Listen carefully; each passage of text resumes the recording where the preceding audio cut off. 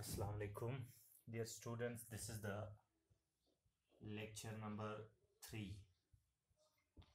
This is the lecture number 3 in morphology of angiosperms.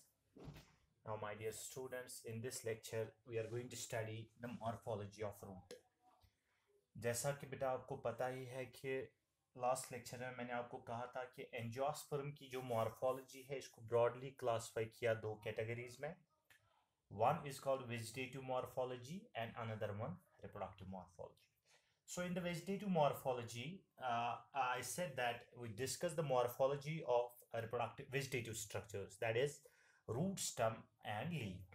So this is the first part, that is morphology of root. तो बात करेंगे बेटा root की. Will make it easy. आपको लगेगा भी नहीं कि morphology कोई difficult chapter है. So root क्या है?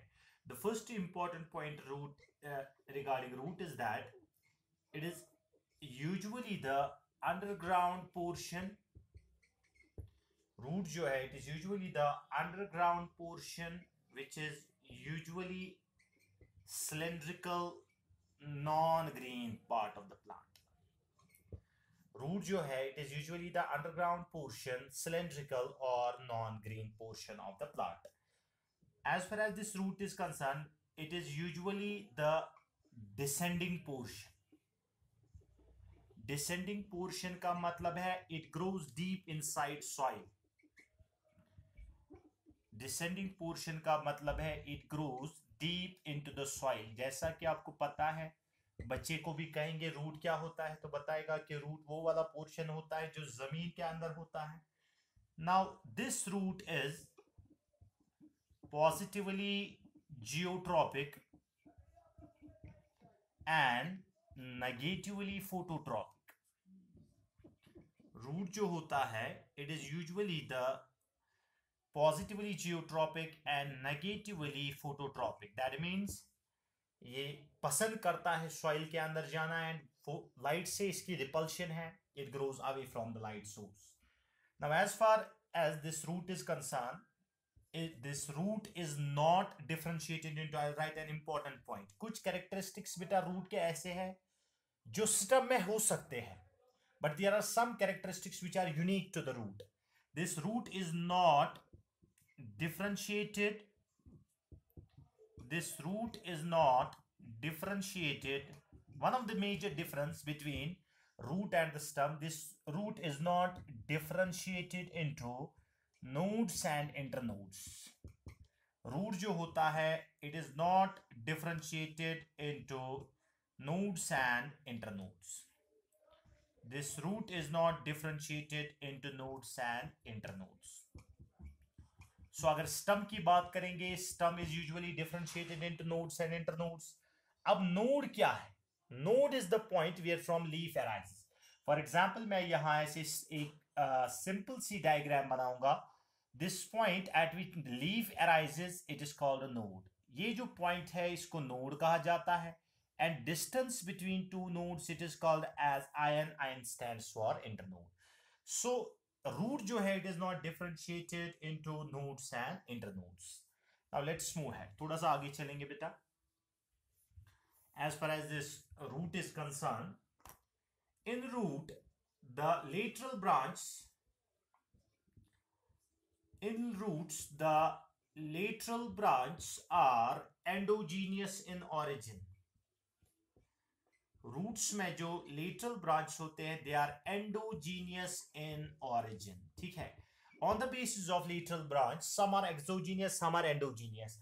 ये endogenous और exogenous क्या है? तो बच्चे आप एक काम करोगे, मैं इस वाले पॉइंट को क्वेश्चन मार्क रखूंगा क्योंकि ये पॉइंट जो है it will be discussed in the plant anatomy.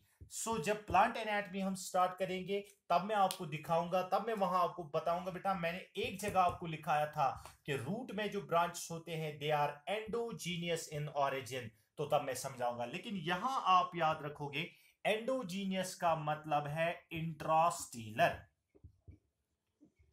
Endogenous का मतलब है इंट्रास्टीलर.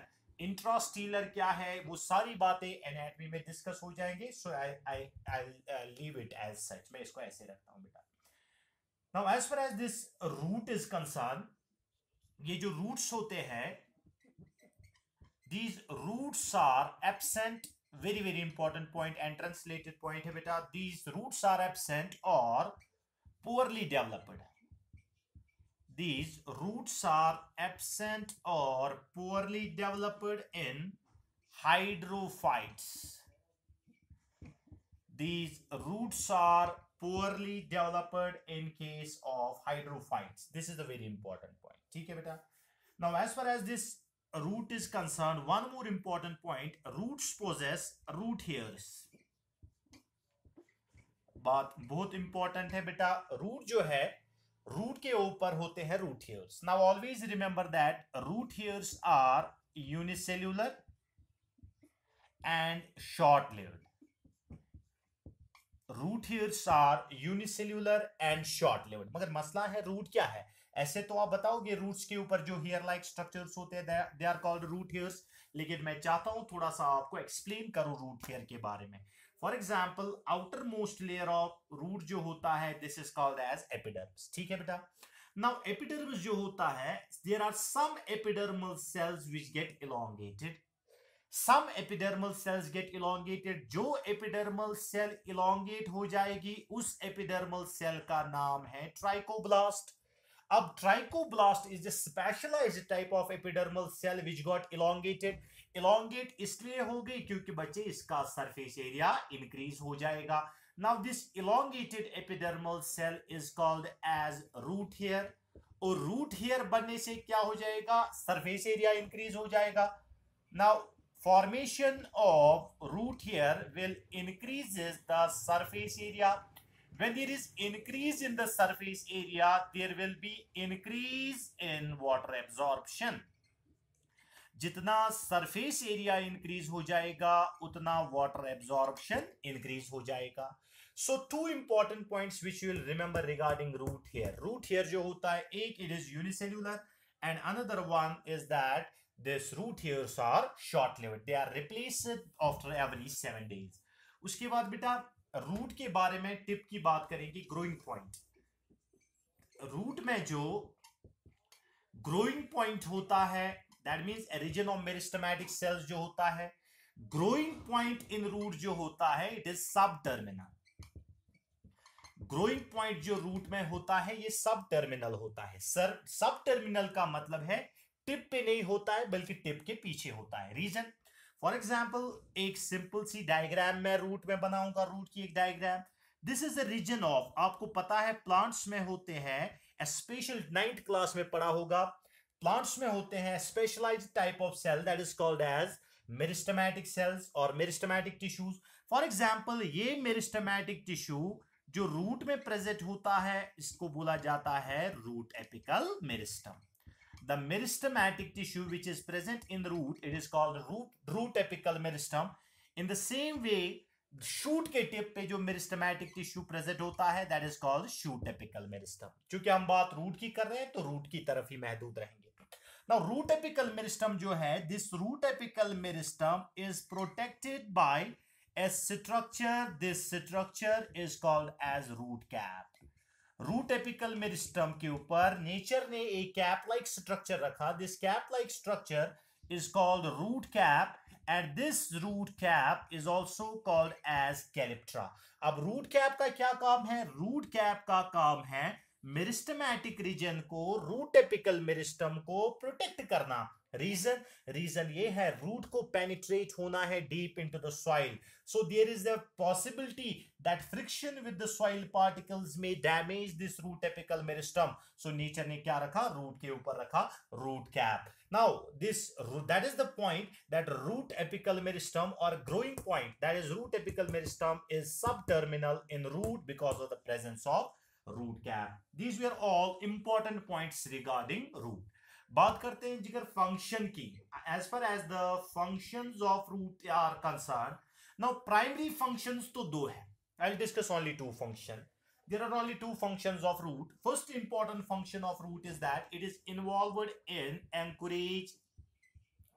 एंकरेज का मतलब है बच्चे, एक प्लांट अगर जमीन में खड़ा है तो खड़ा है किसकी वजह से? रूट की वजह से.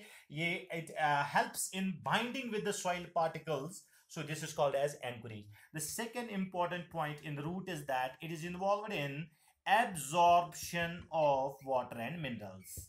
Absorption of water and minerals. So the two functions of root are, first one, root जो है, it is involved in anchorage, and second one, it is involved in the anchorage absorption of water and minerals. Besides, there are some accessory functions of the root. That means some types of root are involved in the structural support. एक बात होगी. Some types of roots are involved in photosynthesis. दूसरी बात होगी. Some types of roots are involved in oxygen intake. एक और बात होगी. That means these are all the accessory or additional functions of the root. But the major functions of root is anchorage and absorption of water. This was a small lecture regarding the root के general characteristics की बात कर रहे थे इसमें. So root के बारे में क्या कहा? Usually जो underground non-green cylindrical portion of the plant होता है, soil के अंदर present होता है, descending portion, noods internoods नहीं होते हैं, lateral branch endogenous होते हैं, positively geotropic, negatively phototropic. And I'd like to add one last important point regarding roots. ठीक है, रूट के बारे में आई होप आपने साथ साथ कॉपी किया इसको. एक इंपॉर्टेंट स्ट्रक्चर जिसका नाम है बेटा बड. ठीक है, बड होता क्या है? Bud is actually a condensed shoot. क्योंकि हम अभी स्टेम मॉर्फोलॉजी में नहीं आ गए, तो बड जो होता है, मैं नहीं चाहता आपको कोई कंफ्यूजन हो इस लेक्चर में. एक स्ट्रक्चर प्लांट के ऊपर प्रेजेंट होता है, दैट इज कॉल्ड एज बड, जिसके बहुत सारे टाइप्स हैं. ठीक, now one bud जो होता है, it is actually a condensed shoot, and remember bud जो होता है, it is absent in case of roots. Bud is absent in case of roots, but biology is a science of exception. There are some roots, for example roots of asparagus, roots of sweet potato, जिसके ऊपर buds present होते हैं, but buds जो होते हैं, they are usually absent in case of roots. This is a small lecture on the root morphology or general characteristics of root.